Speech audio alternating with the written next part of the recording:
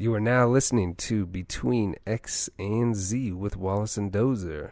Hello there, I am Wallace. And I'm Dozer. What's going on? And this is episode number 3. We're going to be calling this obstacle the holiday shock. And that can entail a lot, especially for millennials. But let's get right into this. What's going on? Nothing much, man. How was the holiday there? Holiday was good. I didn't spend it in Colorado, didn't spend it back at home in California. I actually went to the Midwest. Ooh, where? Whereabouts? We're talking the vicinity of East Bumfuck? It's just bumfuck. Oh, it's Bumfuck, not East of Bumfuck. It's pretty much near Iowa, South Dakota, kind of in that area. And it has its own beauty. That's the funny thing, because coming from the ocean, coming from, you know, you have the mountains kind of in the Tahoe area. It looks beautiful going into Nevada. This was its own different beauty because it was just, couldn't stop thinking of like America.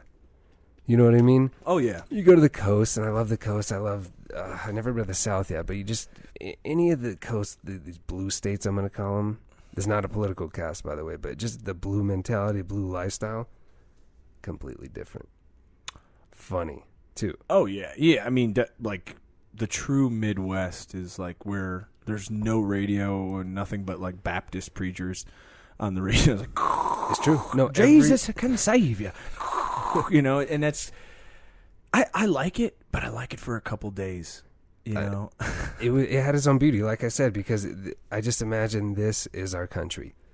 This is what we're founded on, hardworking people, farmers, the family, holding hands over dinner. One of those things where I never had that. Yeah. And California California's kid. just different. Yeah, it's different. We got the melting pot in California, different cultures, different mentalities, but at the end of the day, it's very open-minded. And you truly have a melting pot restaurant. Exactly. They don't even know what fondue is. The Swedes are so inventive. Yeah. Yeah, it's crazy. But so what were you there for? So I was there. Because that's the important. I mean, obviously for Thanksgiving, but give us kind of the background of it. So, you know, you're at that age where you're married with kids, and I myself am not married yet, no kids, but you know, it's nice when you truly are in a great relationship to not hog the family time. And, you know, my lady's been out for a couple of the weddings and family events that I've had in the last 6 months. So this is her extended family in the Midwest. Yeah. It was interesting. It was interesting. Key word is extended. Extended, yeah, it's extended. The next word is family. And it's just, the hair on my neck just went up. Because of me, I come from a small family, 4 people in my immediate family, the rest. You know, the more you go home, talk about holiday shock. As a millennial, you go in to any holiday and, you know, you look around the room. What do you see less of now? I mean, love, family. I mean, you know, there's so much there. I mean, I think, what do you see less of? I'm going to just people go really giving a shit. That too. And the first word you just said, you see less people. Oh, yeah. We're getting older. People are starting to pass. People aren't talking to each other anymore. They always talk about, like, when the older you get, the harder it is to change your ways. Well, and I think with technology too, you know, there is this thing where it's like, we're gonna stay in. You know, I know you. I see you all the time. There's mass communication. You know, not to bring in technology, but I think that does play an effect for it. And this is a good topic too, because we're kind of at that. Just talking from the married guy with 2 kids, we're at that phase where it's kind of like, man, I'm not a child anymore, and I don't want to be like sitting with people, and I want to do my own fucking thing. Like, I don't really know how to cook a turkey or cut the shit, but you know, this is the phase. Like, this is the gauntlet for a man. You know, just about 30. It's like, I'm gonna do this shit. My son's gonna sit, you know, in there, and this is my damn Thanksgiving Day dinner.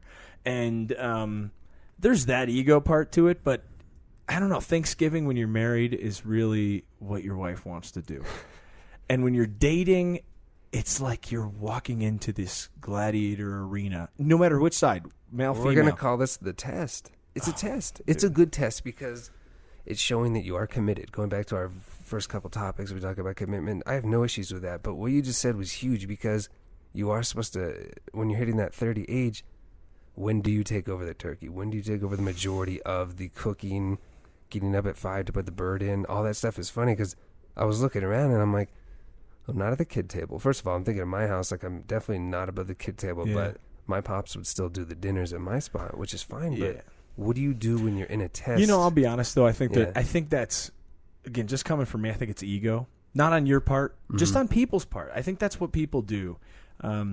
Maybe I'm just in a good mood tonight, but the thing I feel is like, man, there's going to be a time where I'm the 50, 60, 70-year-old, and people are like, dude, we got to go to Dozer's house. I mean, grandpa, whatever I am, and they're like, dude, my father-in-law. Have you seen my father-in-law? My father-in-law's, that's me. My time is coming. And I think there's importance to kind of see, especially when you got, like you said, what's one thing that's important about building this relationship and the commitment test. You both can back out, run your way, and never talk to each other again. But meeting the family is important for like two realms. One, can you deal with this fucking chaotic mess? Because most families are dysfunctional. And two, are you going to bitch about it? Because I bitched about it all the time. In the beginning of it? When was every this fucking day? Yesterday. No, but the thing I feel is like I feel like I bitch about it all the time, and I'm getting out of it, but there is that ego play there where it's like, I got to take care of this myself. I got to do this myself, and this is my thing, and I don't know. And I think that's a big important part of the relationship that on my end I didn't do, but I kind of wish I did at the beginning. And don't get me wrong, I spent a lot of time with them, but I have a dysfunctional family, so that's a completely different story. Sure. We'll let you finish your story. But yeah, I mean, coming from a dysfunctional family to a family that, my family only got together and like we lived 5 miles from each other only on Thanksgiving, like my entire family. This only was on the holiday. time. Yeah, Thanksgiving, Christmas. That's it. Other than that, we didn't see each other really. Yeah, it's a struggle. I mean, it's a struggle to go home. It's the first time I haven't really been home to California for one of these holidays outside of living in so this is Europe. the first time for you? Yeah, outside of living in Europe for school or whatever I was doing. And it was big because I went into it with a positive attitude. Like you were just talking about. If you could go back and you wish you changed it a little bit, then for me it was just getting there, having fun, a road trip in its sense. It took over 10 hours, but it was going to the Midwest. I'm not going to turn this into a hang on a political second. We have to talk about something real quick. Sorry to interrupt you. Yes. But not only did you meet the family and go to Thanksgiving, you did it in a fucking road trip. That is... It's different. That's different. That's trying to hit a double play here. It is. I mean, I'm surprised your bags aren't in your car and you're leaving. Like that is... Yeah. That's an ultimate test. It's one of those big tests. It's the final audition, to meeting everybody. I had a great time. I have no shyness with anybody. To me, it just felt like a normal weekend. But what really shocked me, going back in the holiday shock, was my upbringing versus someone else's. Versus somebody that lives in the traditional American mindset. Oh, yeah. And what I've come from, the melting pot. And it was a shock. I don't know. For me, it was one of those places where I could talk to a lot of people, but the obesity, the mindset, and going back to the main thing for millennials is fucking information. And I will quote somebody when we started talking about, because Denver just legalized marijuana in local restaurants, pending permits, pending some other things. But the funny thing was I was talking to somebody who's, living in Iowa, which is literally dead center, and they had information of, so I heard they're selling it in Denver. I said, no, it's just passed. It's kind of got to go through its works. You got to get permits. You got to get voting in your area. It's going to take a while. And, I don't know about that pot stuff. It's like, well, everyone's adult. I played the safe card when you're in these testing situations. I'm not going to make a political stand. You're kind of... yeah.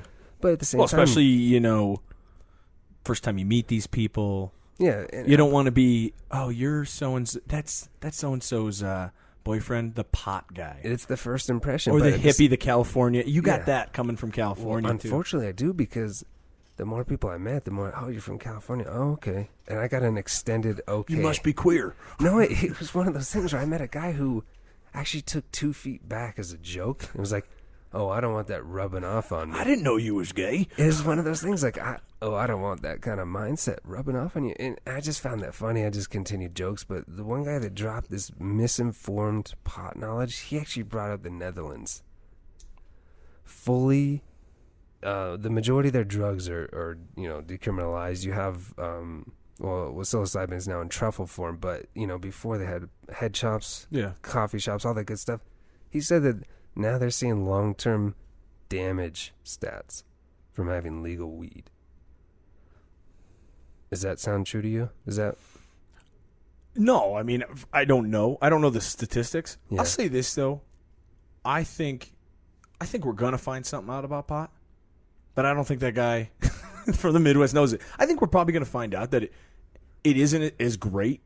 We've done that with everything. I mean, listen, dude. Tomorrow they'll tell you wine cures cancer, then the next day it's like, actually, dude, we're wrong. It prevents it. Or it starts it rapidly. Sure. Stop. And then it's like, hey, take this oil. That oil actually kills you guys. Sorry.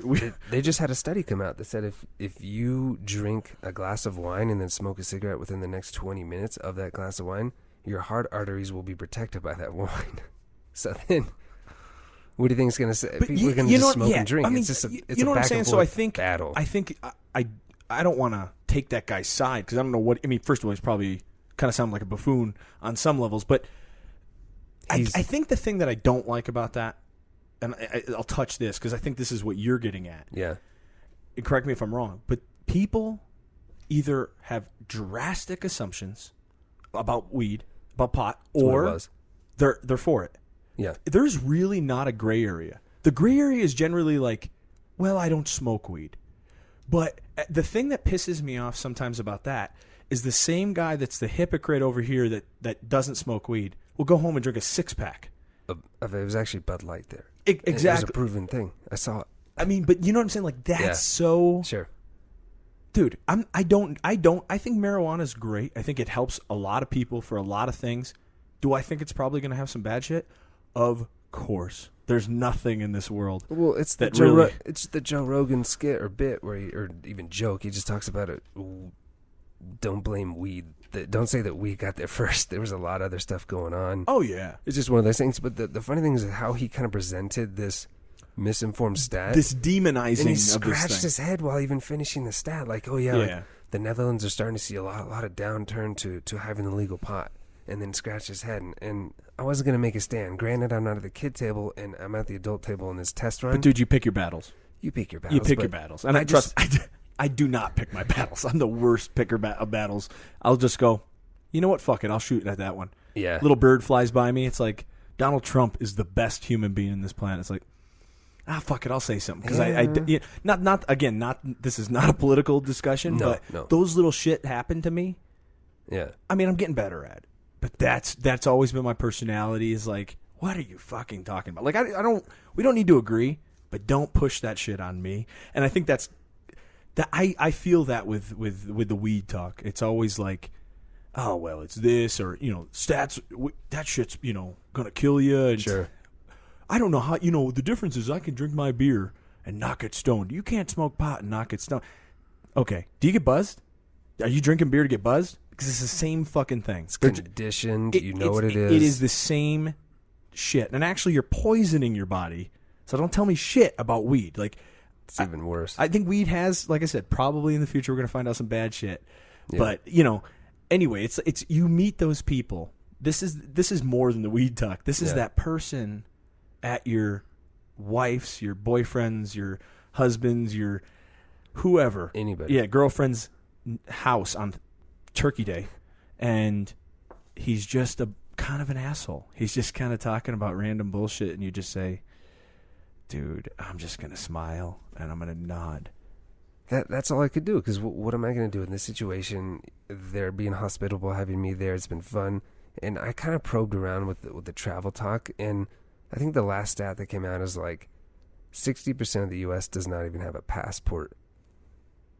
I'm going to say that the majority of those people were kind of in the area that I was in for the holidays because I started talking about, it got into resources and talks and water, California issues with this and that. And we got into like just human resources. And I made a comment about India, how I was just recently in India this summer and saw some things that were horrific. Talk about resources. There's places that, I mean, if anyone's seen the Nat Geo documentary with Leonardo DiCaprio, he goes to a place in India that... they make human waste patties dry them, sell them at markets. Delicious. No, but they sell them and then they light them on fire as they're cold to cook. And I was just explaining that, and somebody's like, Wallace, I think we got something. Yeah. I think this is going to be our first sale. Human meat patties. That's what it was. It was human waste patties. Yeah, that's what I mean.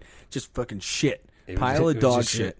No, and we're selling it. Pile of human shit. If you just watch that Nat Geo documentary, it was pretty brutal because I did see things like that. And I think in China, I think it was Ari Shafir that was talking about how they sell like sewer.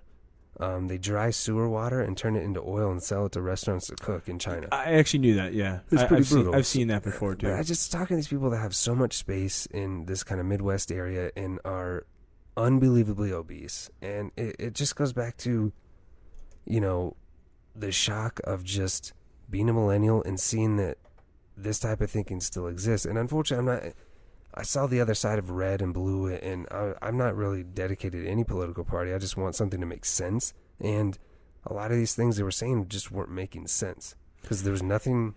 You know what's I mean, back to the Thanksgiving shock, the holiday shock. What's annoying about that is that happens across the country, and I think that's when we talked about what do you see different at the table? Yeah, people.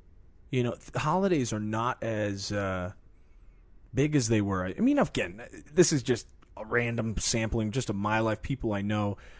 I'm sure there's people that have, you know, huge families that get together and it's all great and dandy. But when you see in the news, it's like how to discuss, you know, the election with your family on Thanksgiving, that you know there's a real problem. Why are you not you, but why do we discuss topics? Oh yeah, that are one. Hot. Not only hot. Most of us have no fucking clue of how to solve. Look, let's talk about how great Donald Trump is or how Hillary should have won. Who gives a fuck? Do you think we're going to solve that while we're eating our turkey at Grandma's house? No. None of it matters. And then the water problem? You know what? I really respect that guy from the Midwest's idea about the water situation in this world. But there's fucking geniuses that can't solve that shit. So, like, I don't think we're going to solve it on Thanksgiving Day dinner. You have that conversation with people that you like like me and you. I can have that conversation with you. Sure. Because even if we have a difference of opinion, it's not going to be like, oh, you're from California, fag. You know, it's not going to be. It's like, oh, I disagree with you. You disagree with me, and we can work through that. But that's where it ends. And a lot of these people, unfortunately, take it too far. And you know, you see these signs everywhere. And for me, it was just the shock of I had such a different upbringing, and you know, going back to the millennials and really having the information that I feel like I'm at the cutting edge of it and I can get the truth coming out of it, whether it's watching a pretty intense Vice documentary or reading things that are just filtered through better channels, and they're turning and flipping the channel with evangelist, another. I saw 3 evangelists in 8 channels that they were flipping through, and I just laughed because this is the shit that's pawned on people, and there's nothing I could do about it, and there's nothing I wanted to do about it. I was just there. We had a good time. Yeah. We left, and it was over. But, you know, coming back, I was looking around and like, this is how some people still live today. But you know what's interesting about that, back to the relationship aspect, is you kind of see your significant other in a different light. Not saying that's negative, but maybe you see a position that you're like, why the fuck do they feel that way about that? Or, I like that about them. Why do they, it's interesting how they feel that way. I don't even care about that. And when you meet family, you go, oh, I get it. You connect the dots. And then when you see, like, is she fucking mentally ill on that? And then you're like, oh. Yeah. Her aunt, which is, like, the best person in the world, is borderline a moron, you know? And, sure. Or she's so opinionated and she's crazy. I think that's the interesting thing for me, though. I might be on the opposite side of this with being married and father-in-law and a mother-in-law that I see a lot. I had a great Thanksgiving. Sure. But it's because I've learned to just let it go. Like I said, I used to go, that's so dumb. I was joking earlier, like something flew by me, I'd have to knock it down. And sometimes I still do. Like I just can't, like, okay. In the present moment, or are you talking like later on you kind of bring it back up, or you kind of go over it again? I would knock it down in the present moment, and then I'd bring it back up and be like, do you really feel that way? And then again, like, do you feel that way? And then towards the end of the night, I'd say, honey, we ready to get the fuck out of here? Yeah. And it was just, it was a miserable way to hang out. And it's because, again, I'm not saying I'm right. Of course, I think I am. That's why we argue. Anyone argues, you think your position is right. If not, what are you arguing for? But at the same time, yeah, there's a lot of ignorance. And I think as millennials, though, we've got to learn that, because there are millennials that get information. Type in The View. You know, I think you've said this with Joe Rogan, is debunked. Yeah. You could do the same thing, though, for like water crisis problem, how to solve the problem, you know, or whatever this situation, and you're going to get both sides of it. So, but as millennials, see, here's the thing. This guy heard that from his preacher, which then his preacher talked about Bob at the steel mill, and then Bob and the steel mill were him talking about it and like, fuck, man, this is the way to solve it, you know. And that, it's a localized thing versus very we localized. get different opinions as millennials generally, because it's like, well, fuck, let's just Google it. And everybody has an opinion with these social media platforms, and you kind of are forced to see everybody's opinion, and that's okay. But isn't that somewhat of the problem of what we're talking about? Like, this day should be sit down. I mean, I'm not a traditionalist, but sit down, eat some fucking turkey, or whatever you want to eat. Watch a sporting event. Watch some sports. Talk about fun times. Talk about what you're thankful for. Yeah. And really, then it's just the day before. You know, it's a month before Christmas. That's how I look at Thanksgiving. We got to look at what it was founded on, which, not to be, well, that's what I just drove through. Actually, I drove one of through these a lot of those areas. And if anybody hasn't listened to that Daniele Bolelli's History on Fire 4-part series to Crazy Horse, that got me through a lot of my driving of 10+ hours. Fascinating, and it was founded on some crazy shit. But what we have in this present moment is, you know, aside this opinion, I didn't shoot the little bird that went by me. I just kind of let it be, and I actually appreciated my lady more, because I appreciated that she consciously makes a different effort to learn about different things, to hear others' opinions, to, you know, respectfully debate something, and then not hang it over forever. And that's good. I mean, that's good. One thing that I also think does happen here too, when you take the opposite approach, which I do, and I wasn't the biggest dickhead in the world. It was the same thing. Like, actually, I've experienced what you just said, and it's completely fucking wrong. And there were times I picked fights. You know what I'm saying? Like, someone said something like, "Oh, well, I heard in the military they do that." Okay, that's wrong. You know, you don't know what you're talking about. And I couldn't stop that stuff. Not right when I met someone either. Not right when I met my wife, but subsequently dinners and things like that. And but really, you just kind of look at it and you go, what are we talking about? The problem, though, that happens when you do feed into that, because, you know, you have resentment towards now your significant other. And then sometimes, who's she going to defend? That's part of the test, is it not? Or I think in the honeymoon phase, yeah, I think it's like, you don't know him, he's awesome, family. And then I think when the doorbell rings and it's like, Mr. and Mrs. Blank, I don't think you get and it's a life sentence. Oh, but not in a bad way. Like, I'm not trying to criminalize it. I'm just saying, I think the honeymoon phase ends, and I think that person, that woman, that man has been with that family for years. And for me, like I said, I come from a dysfunctional family, so it's a little bit different. I was in the military. I never went home for a lot of holidays.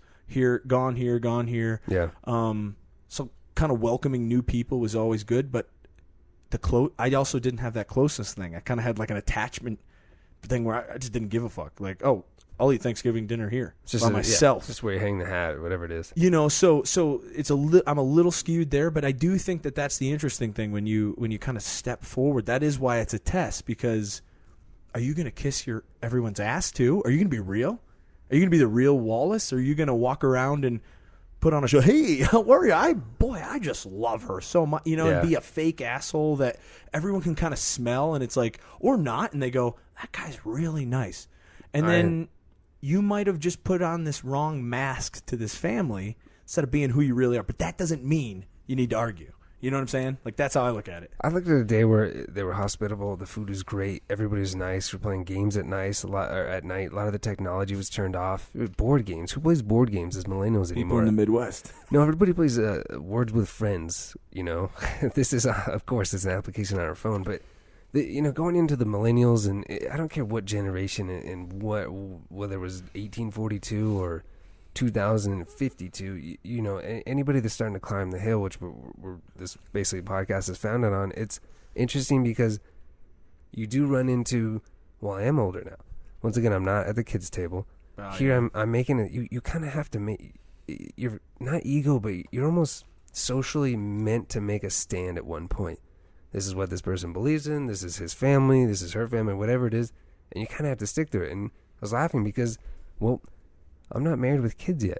Like you said, either one of us could pull out from this, and then I could skirt the fact that I didn't have to take a stand. And it just was interesting to me because your Thanksgiving, it was completely different. You have the 2 kids. You got to start thinking about Christmas. What did you do? What manual labor did you do over Christmas or Thanksgiving? Well, my Thanksgiving was great. Honest to God, no complaints. Probably for the first time in my 29 years. So just pretty shocked by that.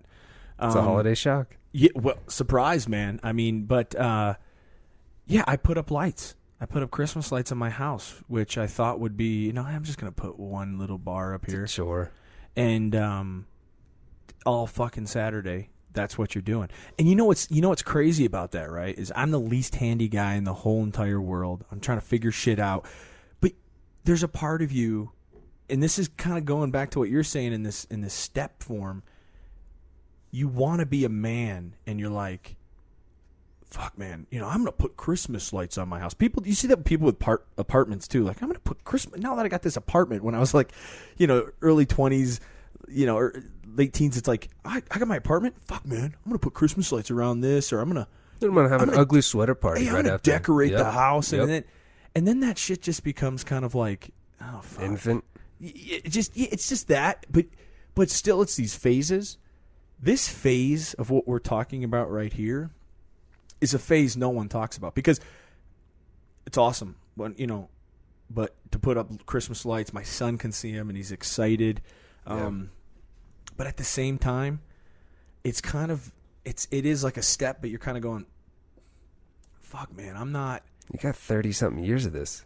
Yeah. That's the weird part. And that's who I am. Like, it goes all back to that selfishness stuff, and we all want to be men or women, or we want to be these things, and then when we get them, at least for me, it's kind of like, oh, fuck. I mean, it's like skydiving. Yeah. And you're like, dude, I'm so psyched to skydive. You get up there, and then they're like, we're going to go, and you're like, wait a minute, I'm fucking skydiving? What in the world am I doing? Yeah. I call that it's kind of like the hourglass of time. Is what I call it, and it's a syndrome where you turn it over, and when you're on the top, you just can't wait to get to the bottom. Like young people, they're trying to grow facial hair. Women are trying to stuff their stuff. Yeah. You just try to act older and look older. When you get older, you actually try to look younger, which is the funny part. And what I talked about with like you having 30+ years of doing what you did. It's almost like you look at those movies where the dad is drunk at night because you know what? If it's 52nd fucking Thanksgiving, It's not shocking anymore. This is what you have for the next however long, hopefully. And it's weird because I don't have that yet. Going back to the other side of the millennials where I'm now climbing the hill, but I don't have this kind of, like you said, the social duty that we almost are required to have. And it's an interesting phase because you almost feel like a kid. Millennials, they always go back at 25 and younger style, will go back home and they still have that freedom of like, oh, my career's starting, whatever. But when you get past that phase, you know what though, I wonder when you stop feeling like a kid, because that's hard. That's some of my ego things still, and I think I know a lot of married guys deal with this. Well, kids doesn't matter. You still are at the kids table. You're still young compared to the majority of people. And that's another reason where like Thanksgiving is just sometimes, or holidays. We keep saying Thanksgiving just because that was a recent one, but holidays are sometimes this like, and then you hear stupid people, but there's sometimes just like, dude, what the fuck? Like, I really wouldn't want to spend time with you people. Again, I had a perfect Thanksgiving. I'm just talking about previous Thanksgivings. But you are kind of like that. And I think a lot of millennials, you talk about the knowledge age where you're just like, I'm so much different. You're so much more able to be who you want to be now than people were years ago. And lightning speed. Yeah, just relationships with parents are different too. And elders, respect and stuff like that. And some people say, well, that's a bad thing. I don't know what it is. I didn't live back then. But, I think there is a little bit of that. But you're always feeling like a kid in the times where you want, it's like, oh, this is a cool thing. But then, of course, when the shitty parts happen, you're an adult. Yeah. And reality. That sucks. It does suck because, the kid aspect is awesome. Like, I have no commitment for this coming Christmas and New Year's Eve. My lady and I are going to be traveling to Asia. It's going to be awesome. But I'm thinking, like, my pop's still doing his thing in his 60s, and he's going to be putting up the Christmas lights. But hang on a second. It's a kid. The kid aspect is cool when it's what? Your family. When it's your family. It's not cool when it's the other person's family. It's horrendous. It's disgusting. You just want to rip people's heads off and run out of there. I mean, not the first time, right? Sure. A few times, a few more times. Maybe it's not things. Maybe it's dinner every Monday night.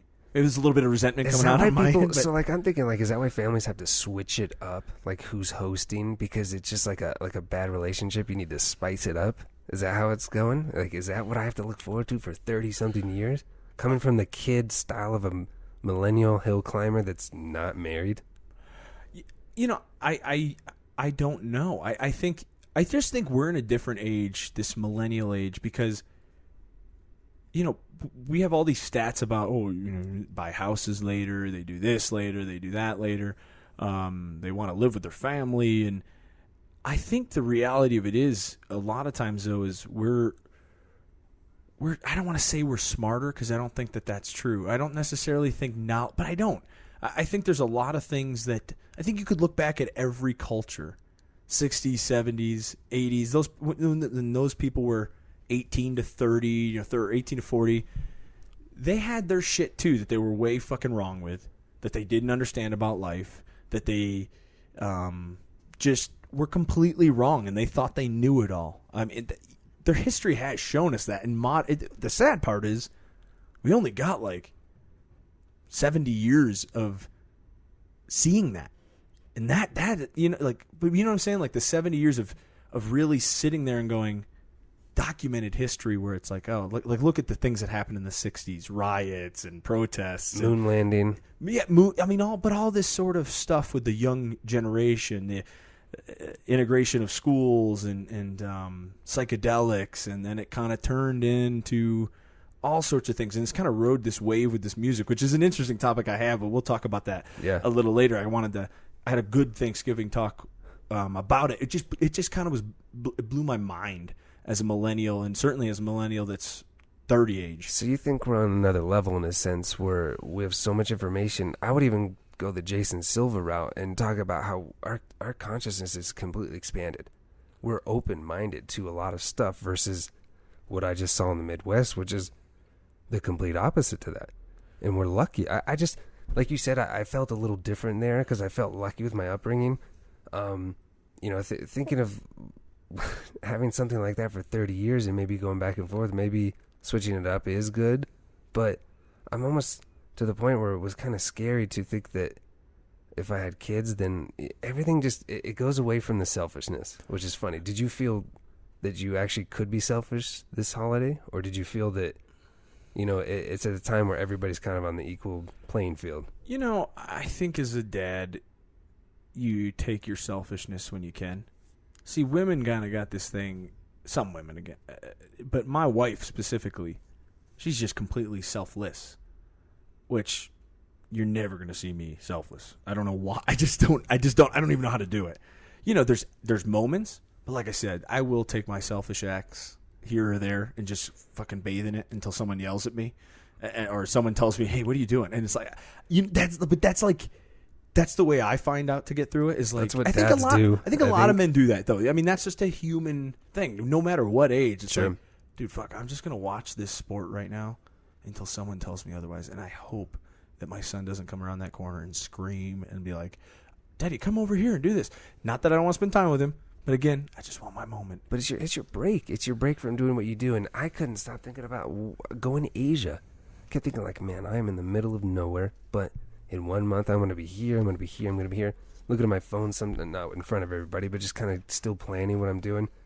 my mind, I'm in the multitask mode. You can't get that break during the holidays because everything is still focused on what are you going to be next month you're going to be presenting Santa Claus, holiday magic, everything happy. But you just watched a film, right? You know something? Well, yeah, but you know something that's interesting about that kind of goes back to, I'm jumping back to what you were saying, Jason Silva said about the consciousness. Because I think I don't know. This is just coming from me. I'm millennial, but this is why I've always hated the term millennial. Because people have this negative thing that people that are millennials are arrogant snots that kind of want things handed to them. And I do see that. I see that amongst a lot of millennials in the way we do things. And I'm seeing this in myself. I'm not projecting this on anyone else either. I do see it in myself. And it kind of goes back to not the guy that said, well, weed, this.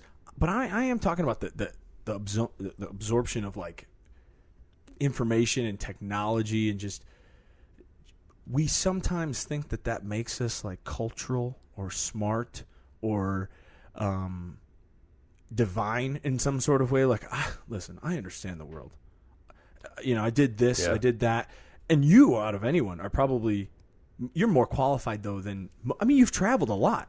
That's not that's not sitting here kissing ass. You have traveled. But most people are like, millennials travel a lot. I went to Ohio last year, or I went to California last year, and I saw a lot of things. Like, no, you didn't fucking travel. You haven't done much. Some people have. Don't get me wrong, but I think we are stuck in our phones. We are stuck on social media to some level. So we can talk about that local guy that's boxed in, but we pick our own box. We're almost that's all we do now. Box. Yeah, Sure. Listen, if you are a diehard football fan, you stick within that realm. If that's what you want to see on social media. If you're a diehard Democrat, that's what you do. Republican, that's what you do. You're into science, that's what you do. So it's funny to me because I think both generations, people sometimes don't figure it out, that it's like, and I don't have it figured out, but it seems like we just gotta we all have different opinions.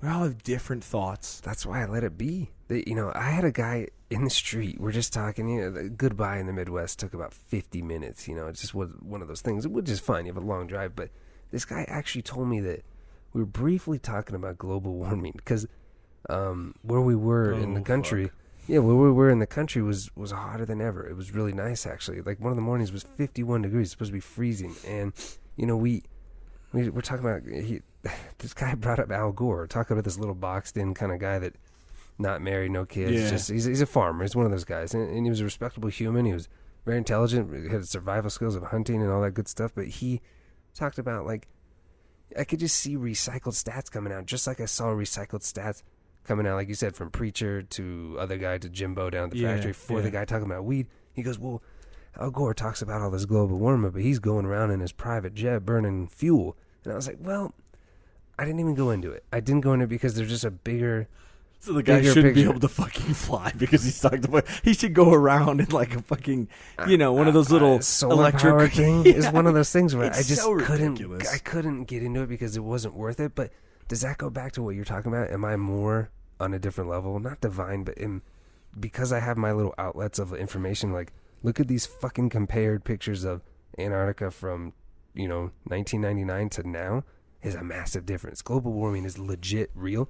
I'm talking to someone that fully believes it's not.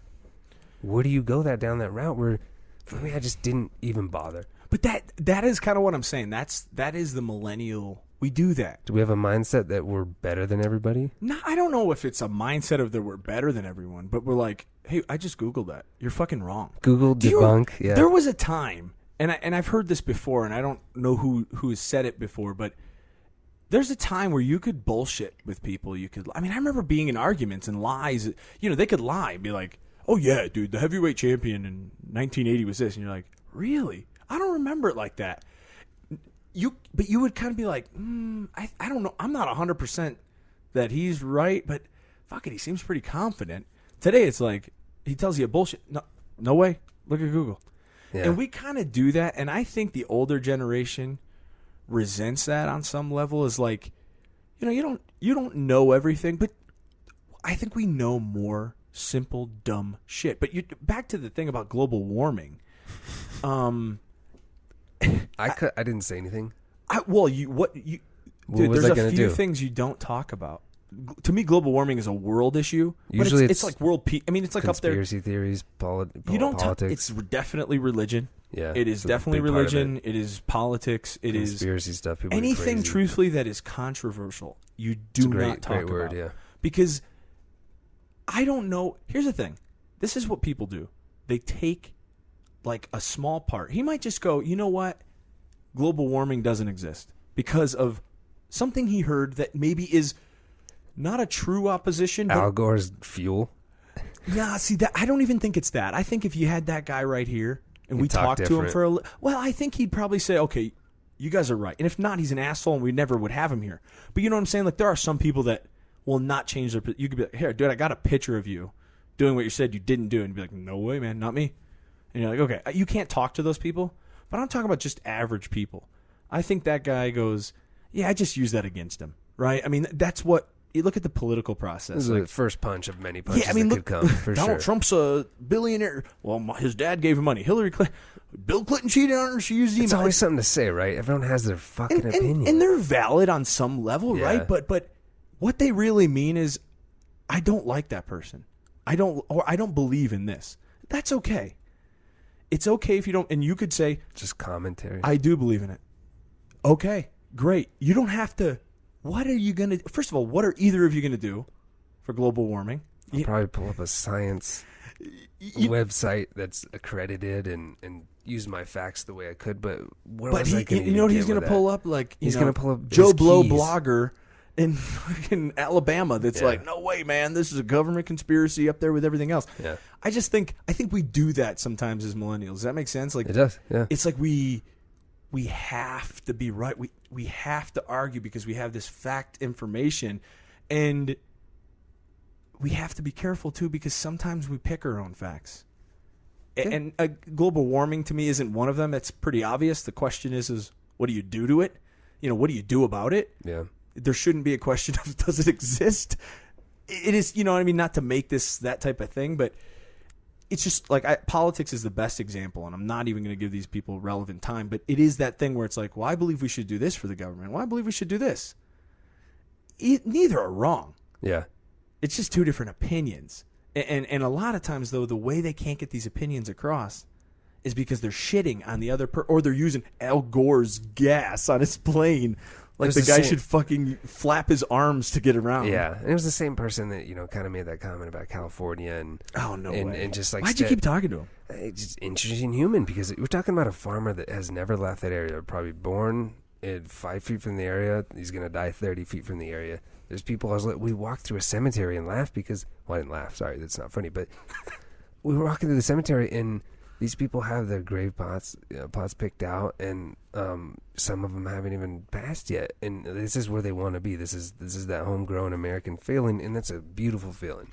I saw the beauty to his kind of logic of, well, he was another one that didn't think that I should be going to Asia or should my lady because it's dangerous and they hate us. And, this is unfortunate, that misinformation that there's a lot of shit going on, but once you travel and see people, even in India where I was, where a lot of them kind of hate these Western wasteful lifestyles, nicest people, smiling, making jokes. It just was, I felt different because of my travel background and just the information we get as millennials. And talk about a holiday shock to me that, we're in one of those times where this was one of the biggest elections I'm going to say we had. And, I don't think we got anywhere with it because we're still so divided. And it was a shock because I was looking at like this could be the next 30. Talk about your next 30 years of putting up the stuff and with the kids. I'm gonna be connected to this in a different way as far as family and it just was it was a shock. Yeah, and I don't know. I don't know where to. I mean, this could go down so many rabbit holes. It's not even crazy, but it's an interesting topic because it is important. I mean, talking about things that we are talking about that millennials do want to talk about, but are you going to solve the answers to the world problems with those certain people? And I think that's the thing that's interesting. I love talking to people when I actually put myself in this mindset. I don't always do it because sometimes I'm just like, fuck, that is the dumbest shit I've ever heard. But you kind of got to talk to people who they are, like with what they got. You know what I'm saying? Like the farmer. There's a lot of interesting life lessons to probably learn about that. Goodness. Is he the guy that I want to probably learn about how to be more cultural, or is he the guy that I want to talk about? Hey, how do we defeat terrorists? How do we make world peace? How do we stop global warming? That's probably not the guy I want to be in a conversation with. But you know what? Maybe raise a family. Maybe hard work. Maybe tell me a story. Again, not coming off a preaching mindset because I don't do it all the time, but I find when I do, my conversations are much better. Yeah. And I don't get this like bubbly millennial thing where it's like, fuck you, you're wrong and you're an idiot. No, because I don't need to prove you to be an idiot. If you don't believe in global warming, to me, you're an idiot. Yeah. But why do I have to have this conversation with you? Same thing with politics. I fall more in the middle. There's things on both sides that I think, why in the world do you think that way? It doesn't even make sense. I just think that it's that recycled info of the weed thing that I saw. Like you said, it's almost like these people are YouTube comments. They see a comment on there and they just keep putting it on there, putting the same rerunning joke. And I don't know. I think when I was passing back through, coming back into Colorado, Denver's supposed to be pretty progressive. There's a lot of young people here. I want to say the median age is 32 years or something now for a city. That's fantastic. That's such a young place.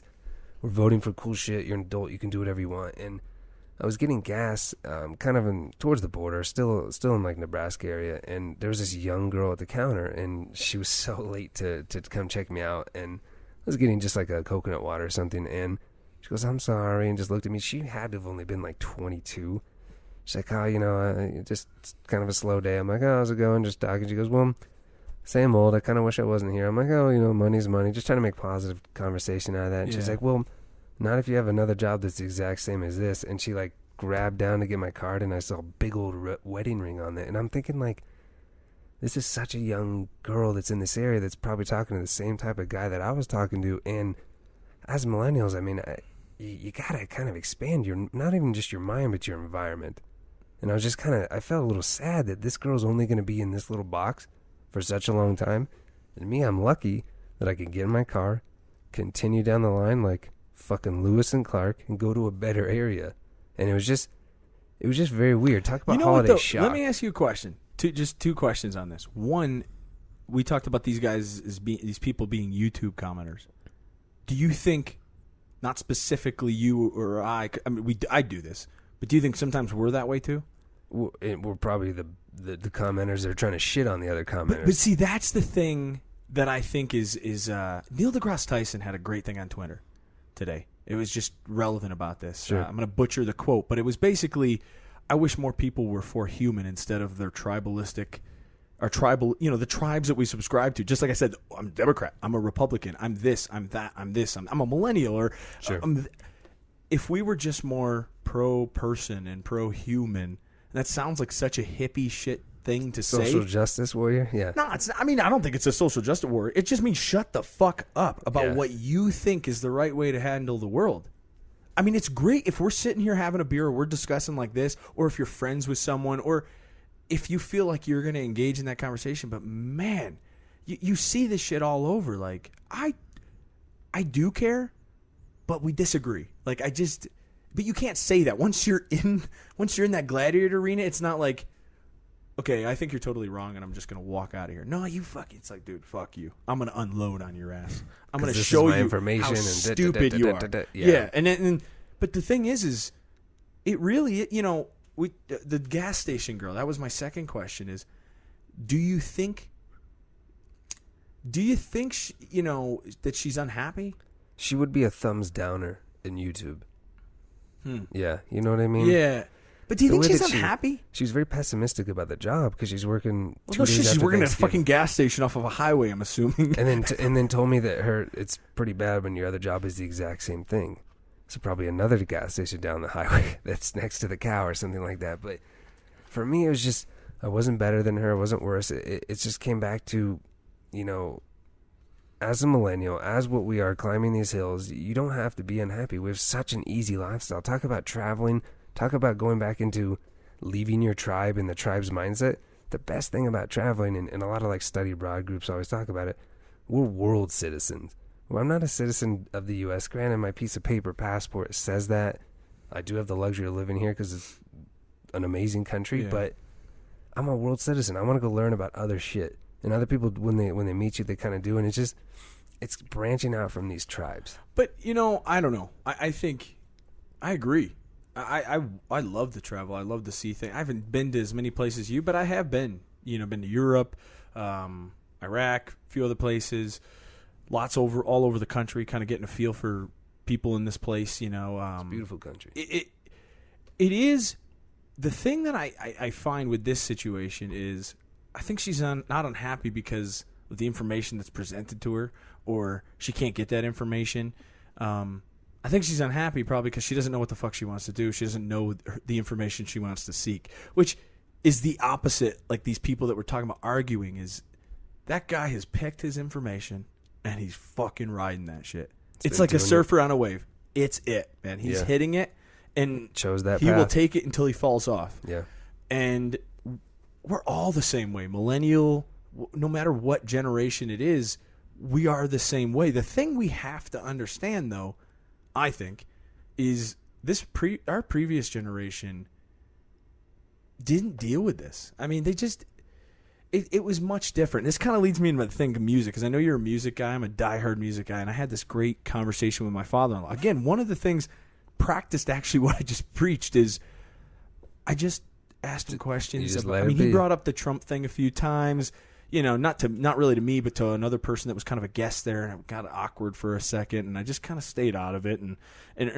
But we talked, and we were just kind of talking about music and that evolution of things. It was like common ground, and this has nothing to do with Thanksgiving cast or shock or anything, but it is kind of, it does have to do with millennial, though. So it's really relevant to the cast, I think, because millennials and music are unique because even growing up kind of towards the Gen X, early millennial lifestyle, I don't know if you remember talking about tribes in high school, right? High school is always about tribes. What were people always identified by? It's always music. It was always that's a rapper, that's a rocker. You talk about like the social cliques. Social cliques are always music. So millennials have really changed music. But what are they now? Like that's a dog shit music. That's like the boop, beep, boop, beautiful beep, thing boop, is boop. we're all kind of like common ground in general, because you throw in Pandora and it's not just going to stick to, hey, this is a rocker. It's going to kind of like weave in and out of different genres, which is cool. Millennials have such a spectrum. But there's something interesting in music that we kind of talked about, and maybe this is that complex that we talked about on our previous cast, me and you, where it's like, well, do you give your kid an iPad? Well, did they say that years ago with whatever, a car, Walkman? Yeah, should we give this to them, honey? Or something. Computers change the Walkman, world. By the way, no Walkman. But we were talking about music, and it's almost dying. I mean, there's still good music out there. I don't want to sound like, it's all shit, but there is good music, but it is not the same. I don't think music today tells us a story about who we kind of are as people, or things we're going through, things we're struggling with. And it's almost because I don't know, there's a lot of things, but there's like the people that are famous today are very idolized on some level. Like, look at this guy Kanye West. I mean, it's ridiculous. He's a okay rapper. Sure. He's an okay rapper that made a lot of money and went off the coattails of a very good rapper. I'm not a huge rap fan. I think he is a decent rapper. I know a lot of people are going to give me shit for that. He's got talent, yeah. But, dude, I mean, he's not a fucking god of music. His music is decent. Like, I'm sure there's a rap person that's out there be like, dude, he's the fucking best in the world. But my point, even if he is the best rapper in the world, which I know not to be true in my opinion, there's nothing really relevant about his music. And, to be fair, that music has died. It has turned into this kind of like electronic dance music. It's great. I do like some of it. I like techno and shit like that to a point. But it's not telling a story of human struggle or human power anymore. Yet, as millennials, we're very socially driven. Like this is what everyone should just get money and everyone should get these things, and we're very socially driven. But what is that at? It's kind of weird to me and depressing that music is gone. That's my thing. Well, I mean, you look at like the 60s, their music all circled around political views. You know, you always had these protests, and look at the Beatles, just let it be. They were doing that in the live thing, and you have wars going on. You go into the 70s, it was all about peace because the wars were over. Oh yeah, I mean 60s, 70s, Creedence Clearwater Revival. Yeah, I mean that shit was awesome because I think because at that time and place we stood for something. You know, you always stand for something, and then I think you emotionally connect to something that stands with you. Usually musicians, they talk about the power of music and emotions, how they will pick you up at certain times, they'll drop you at certain times. It depends on kind of what you're going through, and you can connect. It's that selective hearing. You're hearing something that makes sense at the time that 2 weeks later it sounds like shit or whatever it was. But now it's almost like we're blended. We're going into the cyborg thing where our music is not politically standing somewhere. Like if Kanye made a song about, I don't know, Trump, is anyone going to really listen to that? No, it's not relevant. No, like you just said, I mean, music today is not relevant. But it's kind of sad because music has driven a lot of who we are as people. I mean, you think about this. Music has been around, forever.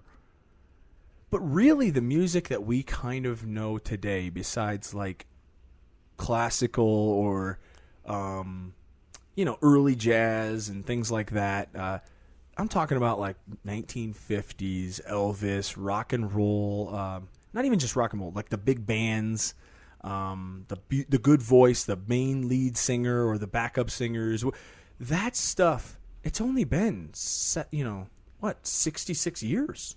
Yeah, 66 years roughly, give or take, that we've had that style of music. It was just a really good conversation I had, and I don't know. It was just shocking to me as a millennial and looking at my son and going, what kind of music is he going to listen to? Because it's just, think of the music you listened to when you were in your formative years. You're right. Kids were cliquey. It was like, those are the what do you call them? The freaking goths, right? Yeah. They listen to heavy metal and there's that. the metalheads or whatever. Yeah, those were the, the rappers, and then they had hybrids. They even called it like rapper and rocker mix, like a racker. Almost punk, and then there's punk, and then there's punkers. Like the prep is kind of like, I don't know, probably indie. Yeah. Maybe not indie. That's more like hipsters now. But like it was like what do you call it? Like that was like alternative rock. That was kind of a preppy thing, right? Alternative rock, maybe some like, I don't know, pop. Nickelback. Yeah. No, never. No Nickelback. No, I'm just kidding. Everyone gives Nickelback shit, but it's a fucking one of the largest bands. They're still around. They're Canadian. They're making money. But it's kind of like that Crocs saying. It's like everyone gives Crocs shit.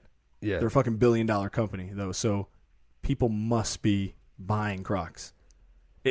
They're still around. People in the Midwest were wearing Crocs. Oh, of course. Let's get real. They're comfortable. They're comfortable shoes. No, but they're very comfortable. But like, just going back to the holiday shock and what you're witnessing, you're just witnessing the transition of generations. You're witnessing what your father-in-law, went through with this music that stood for something and consciousness changing, Rolling Stones, whatever you want to call it, to then you, which was cliquey and you kind of still stood for something, to then now, what the hell is the next generation?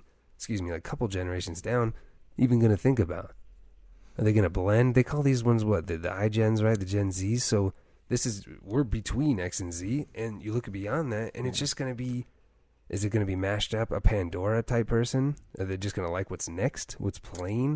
Though, I don't think music is going to be gone. But I think the question is that 60s, 70s, 80s, that has been those musics. I just love that type of music. I mean, I love 90s too. I love music. I find it to be awesome, fascinating, kind of puts you in a place, and that's the beauty of music too. Everyone can kind of speak it. Some people are stuck in the lane of what they like, but I don't like country, but there's some country I go, I get it. I get why you might like that, right? But the interesting part that I've just don't understand fully, what is our generation doing?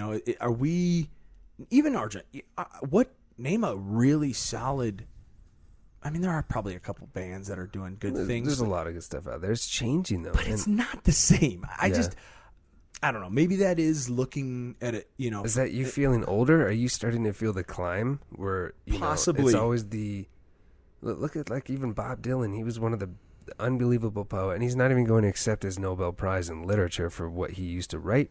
And he's one of those guys that just hated on the next generation, and people hated on him for changing from this hand-plucking folk to like more of a bluesy type direction he went into. And it's just, is that just human nature where, you know, we have this path we're on, and going back to what I just saw for Holiday Shock, that people have their little box, and then, you know, there's things you can pick and choose, but some people just don't want to read the comments. Yeah, I didn't want to get too off topic with the music, but it's just, you're right. Maybe I'm looking at it with You're the getting goggles. older. Well, the goggles, but I also don't look at it as like my music's better. I look at, but maybe I do. I look at it as today as like, is there music that's? I mean, I'm talking about mainstream like party type music that is the most popular music people listen to. I mean, the beat type stuff, you know. Mm-hmm. And I do sound incredibly old by saying shit like that. I just can't think of the, you know, like Kiss, whatever the hell, Kiss is a popular thing across the nation. Yeah, anything that's like more of like LMFAO, and then that was even that's even old now. You know, people don't even listen to that shit anymore. But I know what you're talking about, like Electric Daisy stuff. Yeah, but Bob Dylan, that's not to discredit the music is good, because I used to love that party rock song, man. That was like my Vegas era. That shit was awesome. But that song, I don't know if it's gonna make the threshold of time. I don't think that's going to be a Nobel winner. But honestly, I don't. Maybe like today is like Adele, you know. But that's a beautiful voice. That's different. I'm not saying all music sucks. It's just interesting to me that there seems to not be any revolutionary music. Like there was always that next stage, and it's happened. I mean, look at 70s. That's a type of music. 80s is a type of music, and I guess 90s. 80s was just electronic. That was like the start of what we have, though. That was cyborg shit. You know, you had all the electronics, Nine Inch Nails, The Cure. You just had these types of bands that were merging in with the times. But here's the reality: I love rock and roll, and I'm a little irritated that it's gone. I think that's actually what it's going. As I go up the climb, I am that old guy with the poster in my garage. Yeah, T-shirt from the show. Yeah, smoking a cigar, and and my son one day is going to go, "Who in the fuck is that Dad listens to?" And so it's the changing of the generations then. Possibly. I think there's a little more there, but I'm probably biased. And I don't want to waste the time on this podcast talking about it, because I think it's a whole nother ridiculous topic. But I had to ask you, because I had a good conversation, just a real good, bringing back types of music and bands and going from generation to generation. And so you hit on a good point about the holidays, where it doesn't. You finally found something where you didn't have to pick a battle, you didn't have to avoid a battle. That's exactly right. You just were there for the good times, and that's the difference of these hill climbers that are getting into early 30s and really that don't have kids or have the kids, and yourself, you have kids, where your fam, you need to not rock the boat. If the boat rocked, fuck it, we can. She leaves, I leaves, whatever. Granted, it worked out. It was an amazing trip, but it's just the difference of not even just the millennials, but think about the previous generation that were hill climbers. They were all probably in your shoes or very close to it. They had kids, they were married, and it was completely different than what we have today, where not everybody's married after 30. Not everybody has kids after 30. We're hitting this weird point in time where this shit hasn't really happened before. Granted, there's some cases, it's fine, but I'm talking a big part of our population does not have kids yet. I think that's a good thing for the population, just to control and increase. But, I don't know, man. I feel like it's a tough one, because I feel like you're in more of a rough position looking back, but I'm still going through that. Because I think the thing we've talked about, with this is there's multiple hills to climb here. I sent you a thing over the weekend that I love, because it was like it does seem like that, like life is just like Mount Everest, and most people just hang out at fucking base camp and say they were there, but the people that really try to climb and do shit, it is fucking tough. It's hard, but there's like thousands of Mount Everests in your life, and I think that's one thing too. You talk about that guy in that local place in the Midwest. Again, I'm pinpointing him. I don't even know him, but we kind of have so much information that we go, fuck, man, I should be eating better. I should read more. I should I really want to watch this type of thing to understand more. I thought about this documentaries. How many fucking documentaries were Just swipe left on Netflix. But how many were in there? Oh, none. I mean, you can find a documentary that is like, wow, that's cool. Or it's like, whoa, man, I got to focus a lot of time, energy, and effort into this. This is crazy. Sure. So I think there's that stuff too. So it's multiple hills that we're just trying to climb. And no one knows how to. I just don't know if anyone knows how to do it. I think there's certain hills, right? Like relationships. A lot of people have figured those out. I think older people really can tell you a lot about, hey, how did the fuck? That's what I would ask that farmer. Is he married? He's not married. Divorced? Nothing. No kids. Never married. Just a fucking farmer. Born and raised. Dude, I kind of respect that guy. And I do respect that guy because tell you know what? Something. Not Guess married. what? What does he do all day? He just like, what is he doing there? He had the best advice actually that I've gotten in a long time, and it was actually I think it should be the motto of this show. It should be this podcast fucking motto. So this is what happened. The first time I met him, he was coming in and talk about like manners, and he came in. He knew they're neighbors, so he came in and he was having a drink and talking with everybody and just and spitting like these philosophical. And this guy is related to your. Not at all. Just a neighbor. He's a neighbor dude. And is his name odd? Is it an odd name? I'm just trying to. Not at all. No. Okay, fuck. No, it's just a normal fucking dude born in that town. Clint or Cletus or Clinto. And he's gonna die in that town, and it's no problem. And he was in good shape. Cowboy hat. Describe this guy to me. I need to know a little bit before I just get into. He walks in, and they do his name. They call him Cowboy. That name. So he has a hat. He had the shoes. The dude's in shape. He had the Wranglers on. He had all that shit. And he's probably like 56. But you know what was amazing? This is gonna be the motto of this show.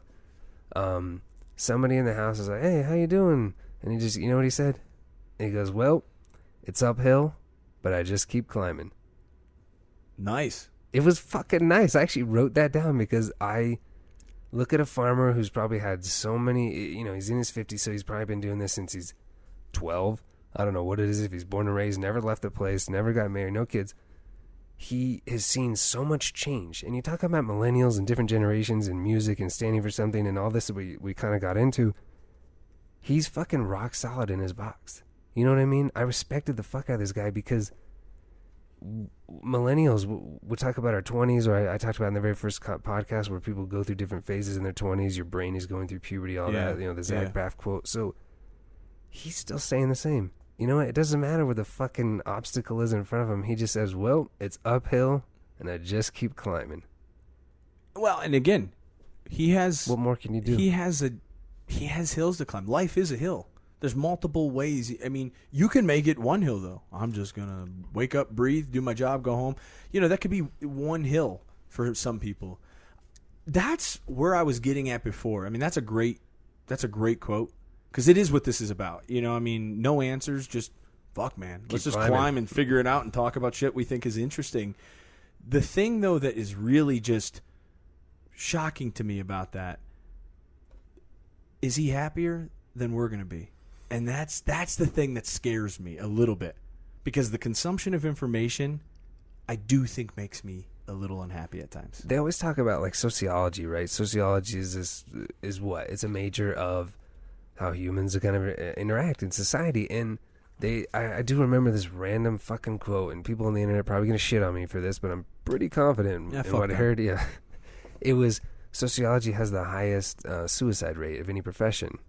And that's pretty sad if you think about, like, a lot of cops. Really? I thought that was like air traffic controller. That's pretty high too, because they're stressed and they get capped, and then they get put in like a retirement. Like and 38, they're capped. Sit there all day and go. But sociology, you're talking about all this information. They have it at their fingertips because that's their fucking job. Talk about here's your one hill you're climbing. Yeah. How are humans going to survive with all these resources? The cowboy and I were getting in that conversation in its own world, but it was scary. Because in my head, I'm thinking about, like, a lot of the shit. I was putting a lot of puzzle pieces together with his information and what I've read and what I've known. And you make a good point, because it is scary. And as a millennial, there's two parts of our society. One, the ignorant side that you really don't care to watch or you don't want to. And the other one is you got to know. And you're digging in and you're researching. And the more that we have at our fingertips with these phones, the more we're going to know. Or think we know. But that still will give you that anxiety. How many people are like, is the information we're getting as millennials causing more mental illness? I issues of 100%. anxiety? I don't think, we talked about that with the weed thing. Yeah. I don't think we know the answer to that. I do not remember, and I wish I remember where I saw this study. It was somewhere online, but went back to our social media podcast, because the thing with Facebook, I got rid of Facebook for a few reasons, but the main one was just what it did, what I felt like. One, wasting time on there, but this post was just kind of talking about, not this post, this article, the study. It was from a scientist. I don't think a sociologist, but he was just kind of saying, hey, we don't know where this is going to take us. And here's one thing we know about people. One thing we know about people is we can only handle so many people at a certain time. I mean, I don't know what that law is called, but there is something out there. God, I think you can only know over 150 or 250, something like that. 150. Yeah, and that's the thing that they don't understand is what are the mental. You talked about mental health, which is a huge problem for everyone. It's a serious issue for everyone in this country. We haven't talked about it for years. No one ever knew what it was. People just died early. That's really what happened. It's like, he died at 35, so he didn't really get to that point where he was like, "Fuck, man, my wife is riding me." I hate life, or my childhood sucked. Everyone's so childhood he didn't sucked. get thrown all this. Yeah, and we are stress. at this stage today where it's. I mean, he got stress. I wouldn't want to die at 35, but no. It was different stress, and it was a different society. Everyone kind of got their ass whooped by their parents, and now it's like, if you got your ass whooped by your parents, you're kind of in this uncommon thing. It's like, wait a minute, is something wrong with me? And you kind of have this trauma built behind it. Sure. So anyway, the thing was saying about Facebook is, Johnny from high school, but you really might have not liked Johnny. Johnny might have picked on you. You might have been an asshole. Might have stole your girlfriend. You might have stole his girlfriend. What does that do to you? Now that you're adults and it's like everyone, hey, we're all friends now. That's not true. No. That's not true. We're not friends. And normally, I wouldn't know who the fuck you were. I wouldn't know what you ate for breakfast. I wouldn't know where you work or where you think, how awesome you think you are. Your political views. Yeah, I mean, think about that. We're 30-some guys, like, just driving around in my private jet, flying around in my private jet, and you're sitting there and you're like, watching Netflix on the weekend, eating a whole pizza, and you're like, what the fuck, man? You're actually watching Netflix. You're watching Al Gore's documentary. He's flying around in his jet. Yeah, waste fucking hypocrite. He's a hypocrite. No, but I know what you mean. And the funny thing is, like, going back to Holiday Shock, we used to have Holiday Shock when you used to go home as in your early 20s. So before climbing the hill, you used to go home, and in Thanksgiving, I remember in my hometown, and what they say, I think across our nation, it's usually the day before Thanksgiving is the biggest bar crawl for people in their early 20s. Oh yeah. I've been Thanksgiving night is a big one too. Yeah, actually. because it's everybody bored. You know why they're bored? Because they don't have fucking kids yet, and they're not married, and they're still in that millennial cushion of extension of kid.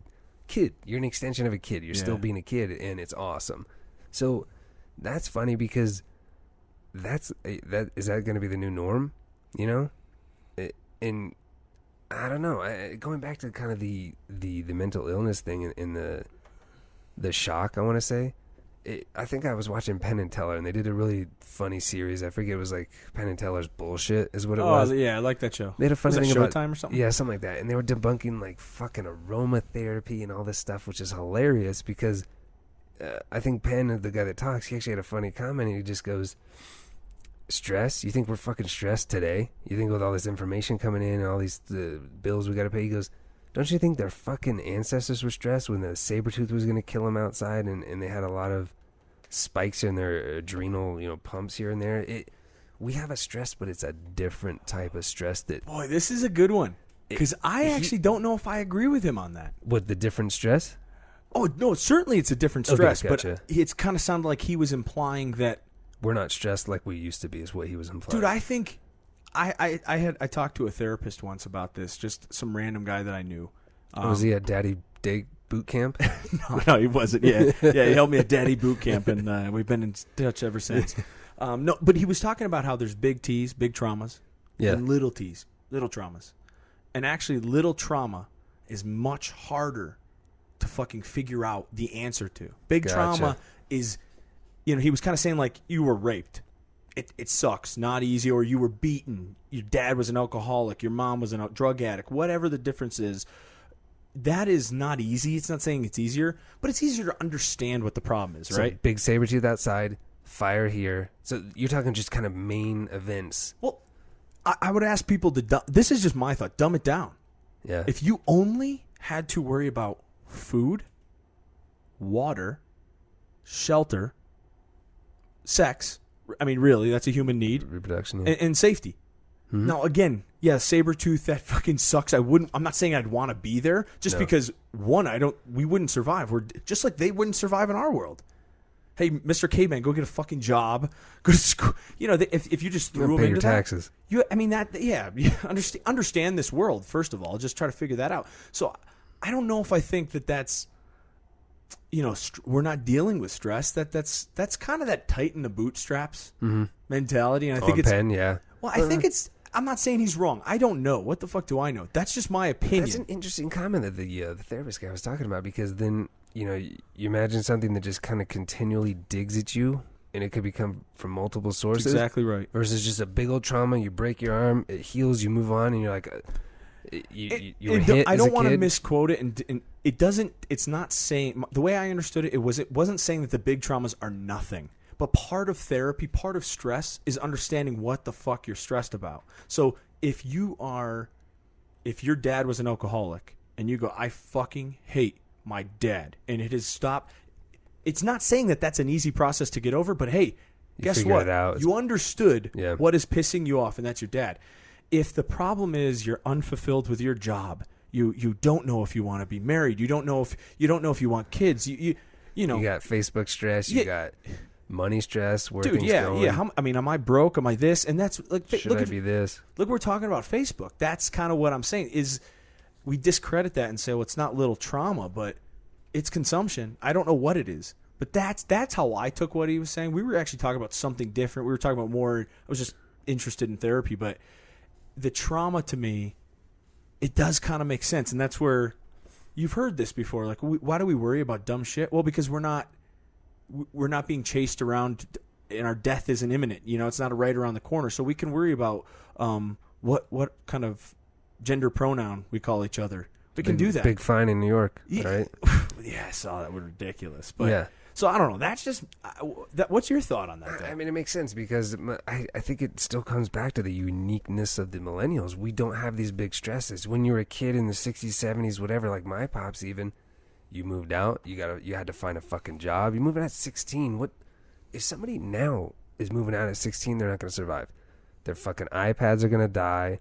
They don't know where to get food. But somebody even only 20, 30 years ago, they kind of had this was their big trauma. This is their big thing coming their way. You think they had to worry about these little ticks like cyberbullying, gender pronouns, even worse, like food allergies, all these things that we have now? It's such a unique culture that we have now. Mm-hmm. That's a huge part of that. Talk about holiday shock. You know why I was shocked? Because I'm a fucking millennial with a lot of information, maybe too much, that's stressing me, as you talk about. But yeah. I looked at the different generations. I looked at a farmer that's only done this. I've looked at somebody that's maybe 10 years older than me that has been in a certain box in their area of the world and reading YouTube comments and all that shit. But I just look at how fucking different we are. How different it is. It's weird. But, I think this is where I come from, too. You're different, but if you really put yourself in that mindset, you're not different on the shit that really matters about life. No. And that is what's so unique to me.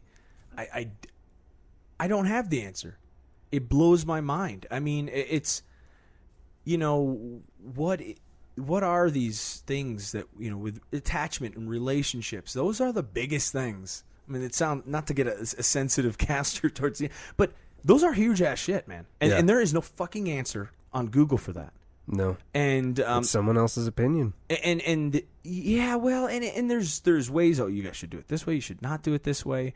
We've talked about that in the parenting cast. How kind of what our parents did versus what we do, and I think it's just odd. It's odd to me when people say, and I think that's one of the reasons why I hate being called a millennial, because it's like, oh, all you guys want is Wi-Fi and this. Fuck you, dude.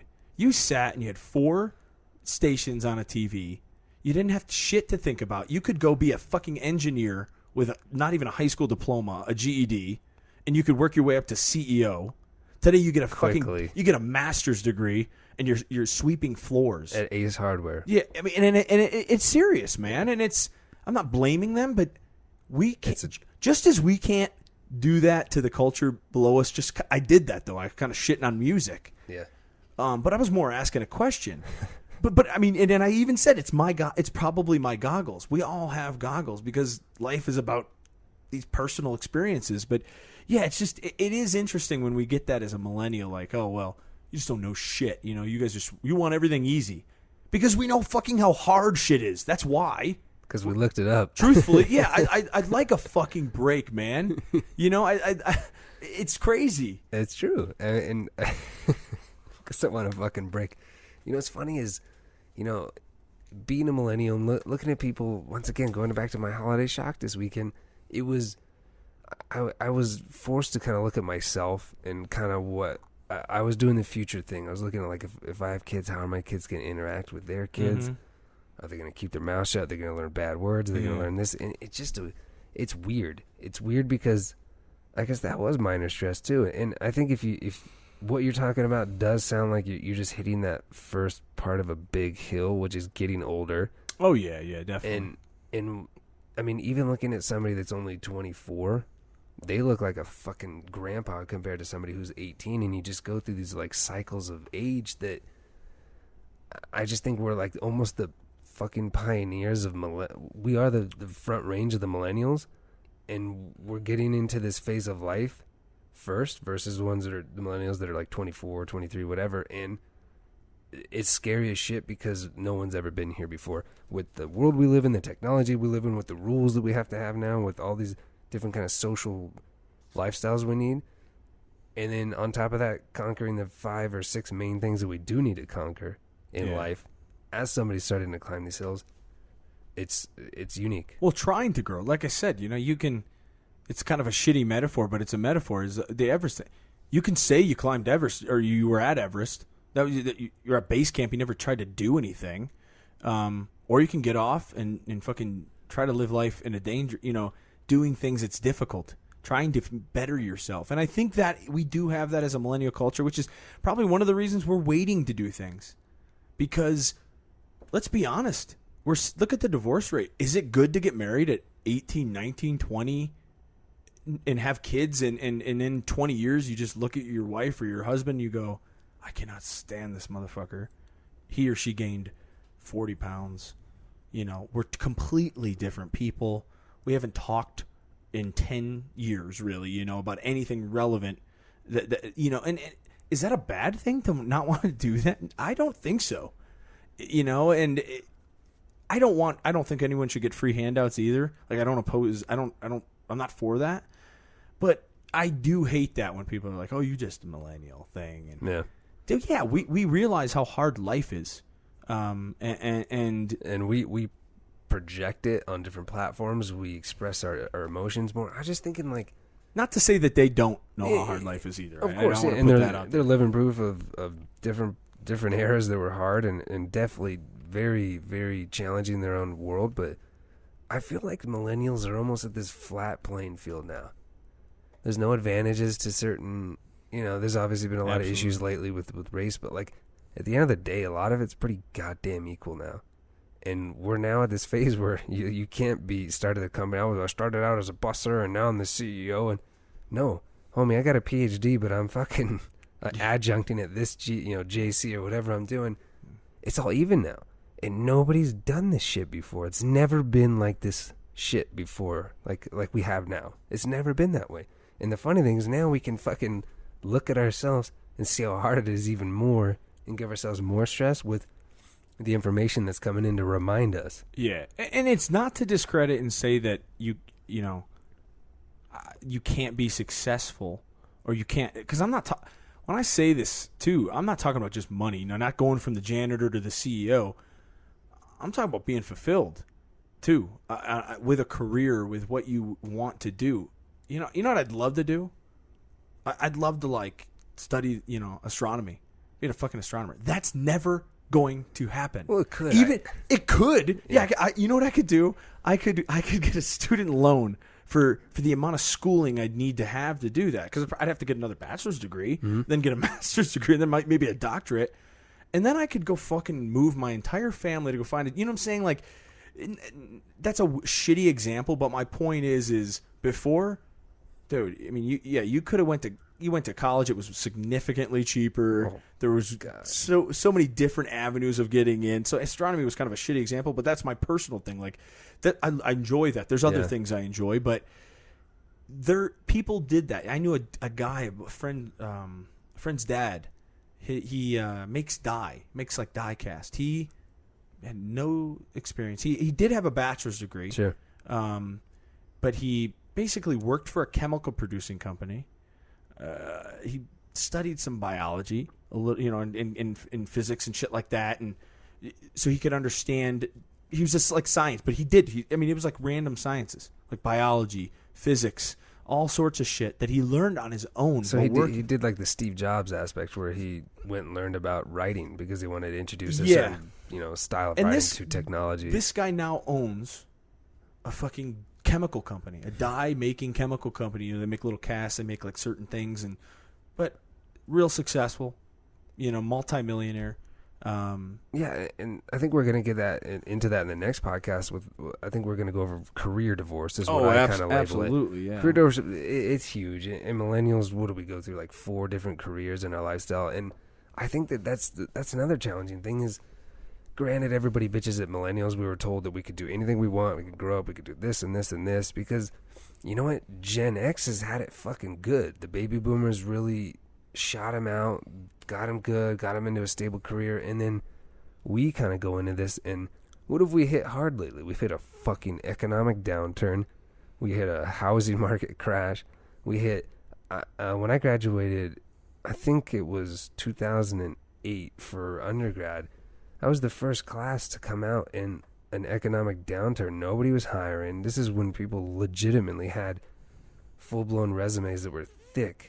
And they were trying to get jobs at fucking Ace Hardware or a grocery company delivering food, whatever it was. It was just, it went back to pure survival. And that's crazy to think about millennials, coming out of that, going into this new economy that's a little different now, and then the political situations we have. Well, I think baby boomers, too, to be fair, I just want to make this point, because I don't think we're speaking that they haven't had any struggles. Oh, no. Because they have. I think the difference is, though, it is really hard today to get out of certain situations. I don't know if it's, maybe that is looking through a goggle. Maybe someone will tell us online, but it is really hard to get. I mean, look at the price of a college education. Look at the price of shit. I mean, housing is expensive. Food is expensive. Yeah, you could live in East Bumfuck, work at the gas station, but still, it's all relative. She still had 2 jobs. Yeah, exactly. She makes the same relatively, for her little locale. So I think that's really what we're talking about, right? I mean, we're in this world of consumption, and it's not to say that the baby boomers didn't have struggle, but we're also in a weird situation with this world is kind of in this fucked up phase. I mean, what else are we going to call it? The country's in debt. I mean, think it's balancing it. That's never going to change. And look at the $3 trillion industry that student loan debt is. I mean, we're coming out in this. Talk about not knowing how to climb the hills as is with all these obstacles.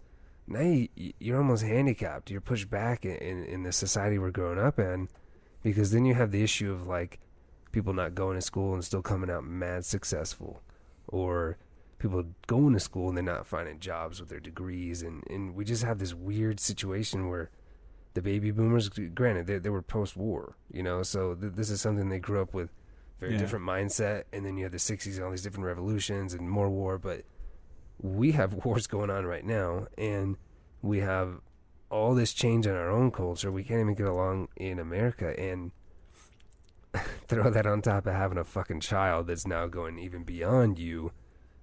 That's it. There's my holiday shock.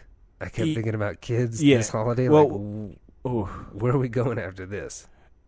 Yeah, I mean, it is. We have like 5 podcasts here, just on this. You know, I mean, because it is a tough thing. I mean, this is the stuff that does come up though when you mix generations in this holiday shock phase, where it's like grandpa, in-law, uncle, you know, in different walks of life. Again, though, I think to some degree every generation has that oh man, the victim mentality, right? I'm not saying that we have it the toughest. What I'm saying is I don't think we understand truly, though, how difficult some of these mountains are to climb because we have so much consumption. There is so much to us, and I think that comes out though. I mean, that's how we got down this rabbit hole. Is talking about a farmer that you met that had this, you know, pretty decent outlook on life too, but pigeonholed, really in this box of life. But he's so sure of it. And yeah, that's he's so hardened sure pathways in the brain that think that way, and he was a good person. There was nothing wrong with that. It wasn't disrespectful at all. He had his opinions, and that's what it is. But you know, going into, it's not really a rabbit hole, but I just think with millennials and really how we, it's a fucking shit show. It is a shit show with how culture is today. Oh, yeah. How PC things are. South Park is fucking killing it. I keep bringing them up, but they're making a mockery of how we are a mockery in our own society right now. And, you know, to get away from that, to really go back to your core values and wherever those came from and what you want to pass on to your next generation, I'm starting to think that it's almost like I want to take notes of how I would want to be a parent. You know, I guess that's how people make they write their books and shit. But you having 2 kids, and then, you know, going back to it's almost like the holidays are a snapshot. You have older generations, the younger generations, and then yourself. And as millennials, we're so fucking aware of what's going on. We're almost tracking everything. Look at everybody's Fitbits. We're tracking our goddamn steps, our heartbeats now. We're becoming so self-aware of life. It's kind of scary because I think it's like we're almost feeling the gravity of the earth turn as it is. Instead of just focusing on something more important, we're focusing on everything that's going on because it's all flying at us at 1,000,000 miles an hour. Well, and I think that the you know, we got to probably wrap this cast up here shortly, but yeah. This is great for our next cast, which is going to be the career divorce. Yeah, just because you're hitting something, you know, I think we've talked about this. We talked about these uncomfortable situations at Thanksgiving. Shock. Yeah, you know, and then we got off to this irritation thing, and really we are in this difficult realm, and we track things. The question is, and who the fuck knows, are we tracking the right things? You know, are we at a disadvantage because we have the ability to do that sort of stuff? I think there's times it's an advantage, but I think there's times that we have no clue the answer to that question. And that's where you get into these cultural shocks. Like shit about politics and stuff, that's happened. It's never going to go away. That's never going to go away. No. And I don't believe that that's strictly generational. I have met, you know, hardcore right-wingers that are 20, you know, that are millennials, and I've met people that are the complete opposite. It's just, you know, because I actually feel like millennials, you know what we really sort of are? Just on a political spectrum, but we're almost this way with everything. We're kind of nothing. We're kind of the first generation that isn't conforming with what everyone else is deciding. It's flat. We're on that and flat level. Yeah, like I said, we've probably got to wrap this cast up, but it's definitely going to be good to lead us into the next cast. Yeah.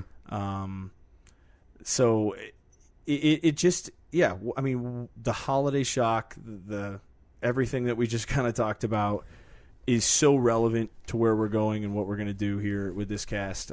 Let us know. If you guys have comments, let us know what kind of shock you encountered, whether you went to a different planet. I felt like Neil Armstrong.